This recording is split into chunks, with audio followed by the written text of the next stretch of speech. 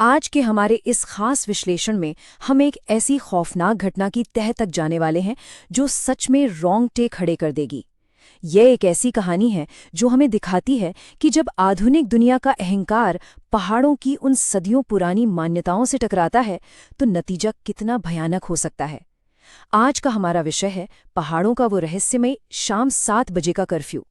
अक्सर पुरानी चेतावनियों को हम महज अंधविश्वास मानकर हंसी में टाल देते हैं, लेकिन सोचने वाली बात यह है कि क्या होता है जब हमारा ये आधुनिक अविश्वास प्राचीन पहाड़ी आत्माओं और उन खौफनाक किंवदंतियों के आमने सामने आ खड़ा हो।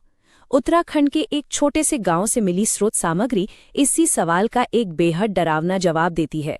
ये एक ऐसे पर्यटक की कहानी है जिसने वहां के सबसे कड़े नियम को चुनौती देने की गलती की, और उसकी जो कीमत उसने चुकाई वो सोच के भी परे है। आइए इस खौफनाक दास्तान के पहले हिस्से की तरफ बढ़ते हैं, एक दुखद अंत और झाड़ियों में मिली वो भयानक सच्चाई। तो कहानी के अंत से शुरू करते हैं। अगली सुबह जब गांव वालों ने दिल्ली से आए उस पर्यटक गौरव को ढूंढना शुरू किया तो उसकी लाश एक पेड़ से लटकी हुई मिली। लेकिन असल खौफनाक बात तो उसकी शरीर की हालत थी। जो रिपोर्ट सामने आई उनके मुताबिक उसकी आंखों की पुतलियां पूरी तरह से गायब थीं, जुबान बाहर की तरफ निकली हुई थी और उसके हाथ पैरों को किसी ने इतनी बेरहमी से मरोड़कर उल्टा कर दिया था कि वो इंसान कम और कुछ और ही लग रहा था। ये किसी जंगली जानवर का हमला तो बिल्कुल नहीं था। ये कुछ ऐसा था जिसे हम और आप अपनी सामान्य बुद्धि से समझ ही नहीं सकते। हैरानी की बात यह है कि उस खौफनाक हालत में भी गौरव की शर्ट की जेब में उसका स्मार्टफोन ज्यों का त्यों रखा हुआ था। असल में वही फोन उस खौफनाक रात का इकलौता गवाह था। उस फोन में एक रिकॉर्डिंग चल रही थी जिसने उसके जीवन के आखिरी और सबसे भयानक पलों को कैद कर लिया था। तो चलिए थोड़ा पीछे चलते हैं और ये समझने की कोशिश करते हैं कि आखिर वो कौन सी गलतियां थीं जिन्होंने उसे इस खौफनाक मौत तक पहुंचाया। हमारे विश्लेषण का दूसरा हिस्सा उस नियम पर केंद्रित है जिसने सब कुछ बदल दिया, पहाड़ों का कर्फ्यू और शाम 7 बजे का वो सख्त नियम। घटना वाली शाम करीब 6:30 बजे गौरव अपने दोस्त मनीष के साथ उत्तराखंड के उस गांव में पहुंचता है। 6:50 पर मनीष की माँ दरवाजे पर ही उनका इंतजार कर रही होती हैं, वो भी एक रक्षात्मक आरती की थाली के साथ। उन्हें बताती हैं कि दिन ढल रहा है, 7 बजने वाले हैं और ऐसे वक्त में बाहर से कोई अदृश्य शक्ति उनके पीछे आ सकती है।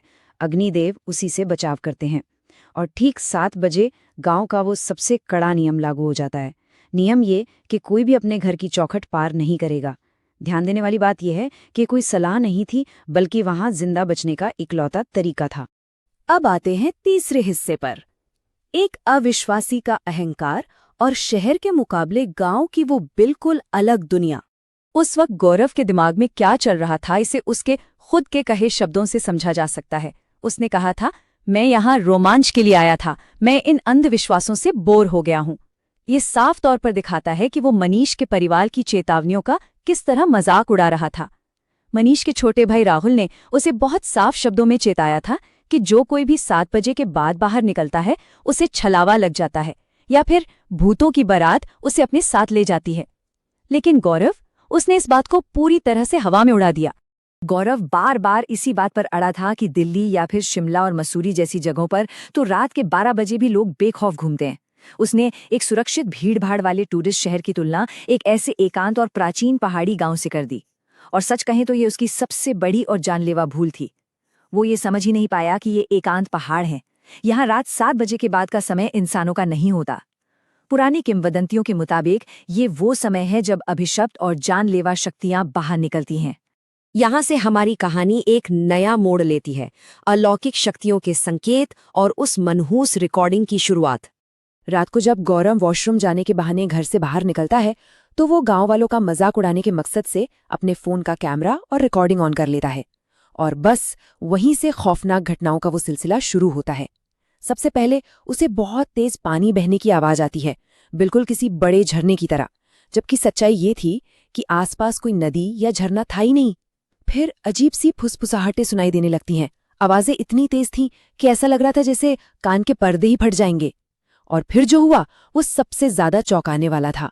सामने खड़ा एक गली का कुत्ता अचानक गायब हो जाता है और पलक झपकते ही बहुत दूर दिखाई देता है। ये कोई आम बातें तो बिल्कुल नहीं थी। दरअसल ये कोई साधारण घटना थी ही नहीं। स्थानीय लोक कथाओं की भाषा में इसे छल या छल्लावा कहा जाता है। याद है ना, मनीष के भाई राहुल ने इसी छलावे के बारे में उसे सचेत किया था। स्रोत के मुताबिक छल एक ऐसा अलौकिक भ्रम या धोखा है जिसे स्थानीय कहानियों में शिकार को भटकाने और फंसाने के लिए बुना जाता है। फोन में जो कुछ भी रिकॉर्ड हो रहा था वो ना तो कोई दिमागी वहम था और ना ही कोई प्राकृतिक घटना। ये एक पूरा जाल था जिसमें उसे भ्रमित करके फंसाया जा रहा था। अब हम इस विश्लेषण के सबसे डरावने हिस्से की तरफ बढ़ रहे हैं, एक जानलेवा चेतावनी और वो पिघलता हुआ आदमी। जब वो अजीबोगरीब घटनाओं से डरकर वापस घर की तरफ भागने की कोशिश करता है तो रास्ते में उसे एक बूढ़ा आदमी मिलता है। शुरुआत में तो वो आदमी उसे चेतावनी देता है कि यहाँ 7 बजे के बाद निकलना सख्त मना है क्योंकि भूतों की बारात आने वाली है। लेकिन अचानक हालात पूरी तरह बदल जाते हैं। उस बूढ़े आदमी का वो भयानक रूप सामने आता है जिसे देखकर किसी की भी रूह कांप जाए। उसका चेहरा किसी मोमबत्ती की तरह पिघलने लगता है, आंखें पूरी तरह सफेद पड़ जाती हैं और वो अपनी ही हड्डियों को भयानक तरीके से मरोड़ने लगता है। और साथ ही गूंजती है उसकी वो राक्षसी हंसी।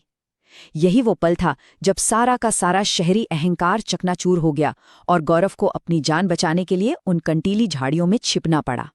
और अब हम इस रिकॉर्डिंग के अंतिम और सबसे भयानक हिस्से को समझेंगे, भूतों की बारात और वो आखिरी ऑडियो। आखिर ये भूतों की बारात है क्या? लोक कथाओं के स्रोतों पर नजर डालें तो ये एक भूतिया बारात है जो रात के घने अंधेरे में इन पहाड़ों से होकर गुजरती है।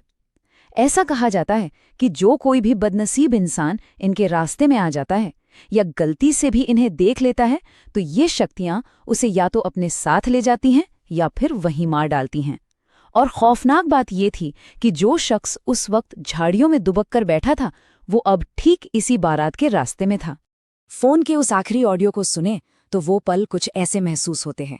सबसे पहले बहुत दूर से किसी बैंड बाजे और शहनाई की धीमी धीमी आवाज आना शुरू होती है।